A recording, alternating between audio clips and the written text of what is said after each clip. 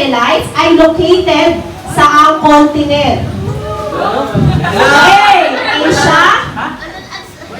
B. Africa. Maraming C. matatanggal. Europe. 1, 2, 3, 4, 5, 6, 7, 8, 9, 10. Okay, out. Out ka na, Kuya Dini. Out. No. Kailangan ako siya. May camera! May camera!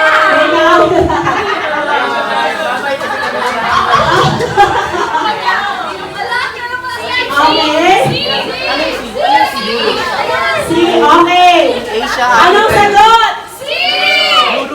Okay. Ang tamang, sabi ang options A, Asia, B, Africa, C, Europe. Ang tamang sagot ay B.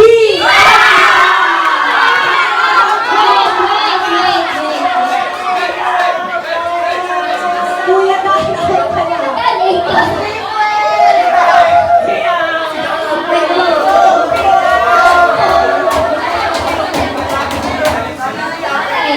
Next question. Ang modern day Israel ay saang region matatagpuan sa mundo? A. Middle East. B. Eurasia. C. Southeast Asia. Go! 1, 2, 3, 4, 5, 6, 7, 8, 9, 10. Box. 10 na.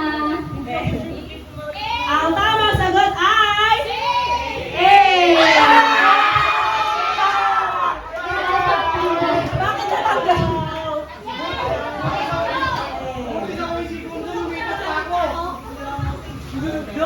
Medyo hirapan natin. Israel yun! Hirapan natin ang ay, yung puntahan, di ba? So, si Jonah ay nagtangkang tumakas Okay, si Jonah ay nagtangkang tumakas papunta sa Tarshish. Maraming mga scholar ang naniniwala na ang Tarshish ay matatagpuan sa ang bansa ngayon. Tarshish. Hindi Tarshish. Sa Kupang!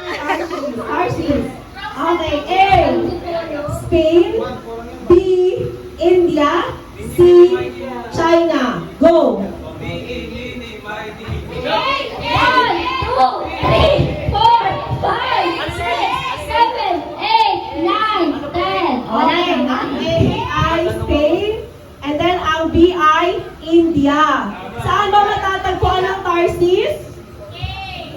Spain. A. Ang tamang sagot.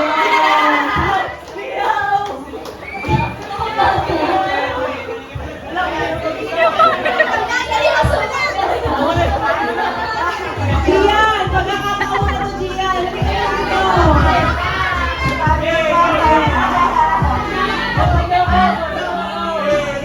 Itong mga batang to, mas okay, next. Uy, dun muna. Next ha, ang Persia, di ba ang Persia nabanggit sa Bible? So ang Persia ay mas kilala ngayon bilang anong country? A. Persia ha, ano siya ngayon? A. Iraq. B. Iran. C. Turkey. Go! 10, 9, 8, 7, 6, 5, 4, 3, 2, 1. Oops. Wait lang. Ate Missy, bigyan pa natin ng chance. Another 10. 10, 9, 8, 7, 6, 5, 4, 3, 2, 1. Okay! Umabot ba? Hindi ka tumatasun.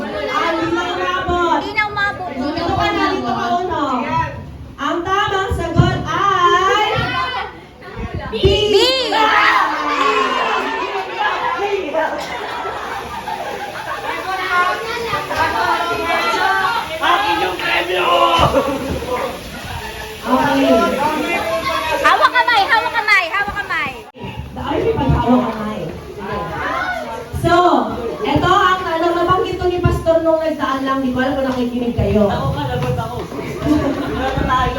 Nasasabi sa history na ang disipulo na si Thomas ay dinala ang Kristyanismo sa ang bansa.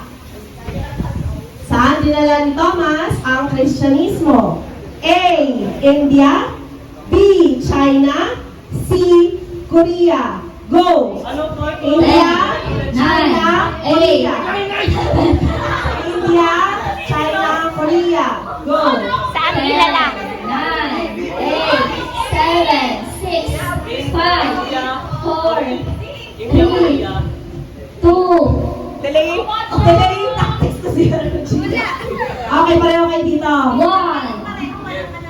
Oo, okay, pwede. Sige, sige, ulit ako. Taguin ko yung question, tapos paunahan. Sige.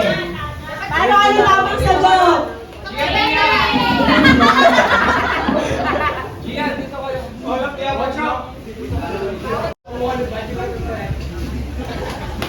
Next question.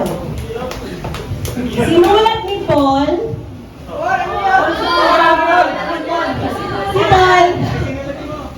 Si Paul ay nakulong. Anong letter ang sinulat niya habang siya ay nakakulong?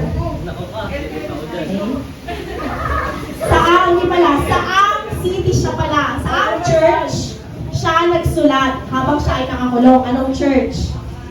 A. Unahan na. A. Wala pa. Pag sabi kong go. A. Paris. B. Roma. C. Madrid. Go! D. Ayun. 4, 5, 6, 7, 8, 9, 10. Ano ang tamang sagot? Rome. At nanalo ay si Gia.